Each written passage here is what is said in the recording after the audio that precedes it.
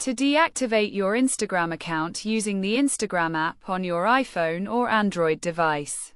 Start by opening the app and tapping your profile icon located in the bottom menu. Once you're on your profile page, click the 3 horizontal lines in the top right corner to access the settings. Within the settings menu, navigate to the Account Center.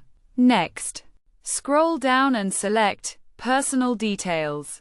Under Personal Details, choose Account Ownership and Control. From there, tap Deactivation or Deletion. If you manage multiple accounts, select the specific Instagram account you wish to deactivate. Then, scroll down. Click Continue, enter your account password when prompted, and hit Continue again.